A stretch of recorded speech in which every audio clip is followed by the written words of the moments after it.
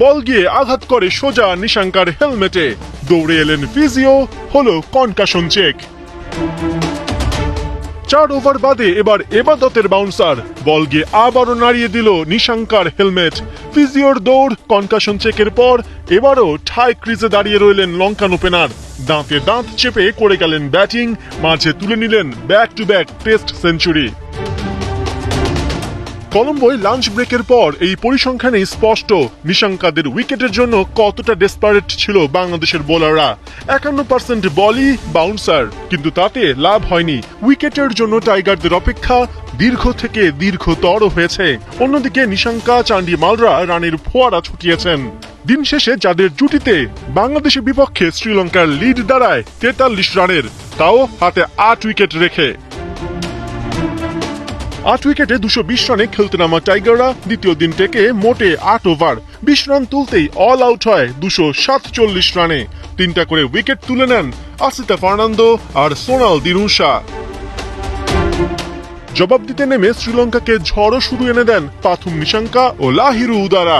Lunch ব্রেকের আগে বোর্ডে তোলেন বিনা উইকেটে 83 রান। দ্বিতীয় সেশনে মাঠে ফিরেই আশার আলো জাগিয়েছিলেন তাইজুল। 40 রানে লাহিরু উদারাকে তুলে নেন, তবে কে জানতো পরের উইকেটের জন্য অপেক্ষা আরো লম্বা হবে। এরই মাঝে 50কে সেঞ্চুরিতে রূপান্তর করেন পাথুম নিশাঙ্কা। নাহিদের বলে মাথায় আঘাত পাবার পর তাকে বাউন্ডারি মেরেই 167 বলে তুলে নেন শতক। দীনেশ চান্ডিমালও ক্রিজে ঘাঁটি গেড়ে বসেন। অনেকটা ওয়ানডে স্টাইলে ব্যাট চালিয়ে 70 বলে তুলে নেন 50। অবশেষে দিনের শেষ ভাগে বাংলাদেশকে বহু প্রত্যাশিত ব্রেক থ্রু আর লঙ্কানদের আপসেট উপহার দেন নাইম হাসান। 194 রানের জুটি ভেঙে ফেরান দীনেশ চান্ডিমালকে। নার্ভাস 90s শিকার হয়ে 93 রানে ফেরেন চান্ডিমাল। শেষ পর্যন্ত দ্বিতীয় দিন শ্রীলঙ্কা শেষ করে 2 উইকেটে 290 রান নিয়ে, আর বাংলাদেশের বিপক্ষে লিড নিয়ে যায় 43 রানের। শেষ পর্যন্ত বাংলাদেশ কতটা কামব্যাক করতে পারে, খাদের কিনারা থেকে কতটা ঘুরে দাঁড়াতে পারে, সেই অপেক্ষায় বাংলাদেশ ক্রীড়া দর্শক এবং বাংলাদেশ ক্রীড়া সংশ্লিষ্ট ব্যক্তিবর্গ। প্রত্যাশা রাখছি বাংলাদেশ যেন আগামীকাল ঘুরে দাঁড়ায় তাদের শক্তিমাত্রা দিয়ে এবং তাদের কৌশল দিয়ে, কেননা এখনও বাংলাদেশের হাতে আগামী 2 দিন সময় রয়েছে এবং এই জায়গাতে শ্রীলঙ্কা চাইবে বাংলাদেশকে নতুন করে চাপে ফেলতে এবং বিশাল একটা লিড দিতে। কেননা শ্রীলঙ্কার ক্যাপ্টেন তিনি কিন্তু জানিয়েছেন যে বাংলাদেশকে 400 রানের একটা লিড দিতে চান তারা।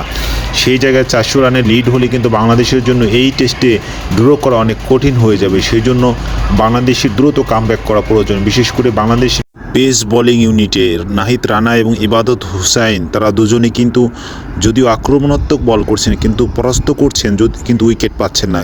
শ্রীলঙ্কানদেরকে আগামীকাল খুব দ্রুত তাদের কিন্তু উইকেট ফেলতে হবে, তা না হলে কিন্তু তারা যখন বড় লিড দিবে পরবর্তী 2 দিন খেলতে বাংলাদেশের জন্য কিন্তু সমস্যা হয়ে যাবে। কোনোভাবেই কিন্তু এই ম্যাচ তখন আর ড্র করা হবে না।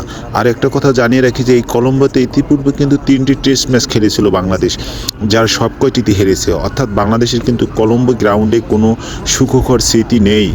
এইখানে কিন্তু বাংলাদেশের একটা নেগেটিভ পয়েন্ট ইস্যু রয়ে গেছে। আর বাংলাদেশের বোলিংরা যেভাবে বল করছেন তাতে কিন্তু খুব বেশি পরাস্ত করতে পারছেন না ওই শ্রীলঙ্কান ব্যাটসম্যানদেরকে। তারা কিন্তু অনায়াসে অনবদ্য রান করে যাচ্ছেন। এই জায়গাতে কিন্তু সবচেয়ে বড় একটা বিপর্যয় দেখা দিচ্ছে। যাই হোক দর্শক, আমরা প্রত্যাশা রাখবো যে বাংলাদেশ যেন খুব দ্রুত কামব্যাক করে এবং বিশেষ করে পেস বোলিং ইউনিট এবং স্পিন 2 জায়গাতে যেন ইমপ্রুভ করে, কেননা আগামীকাল দ্রুত যদি তাদেরকে সাজঘরে ফেরানো না হয় তাহলে কিন্তু বাংলাদেশ অনেকটা চাপের মুখে পড়ে যাবে।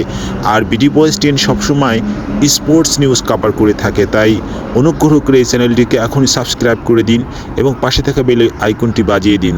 ধন্যবাদ দর্শক।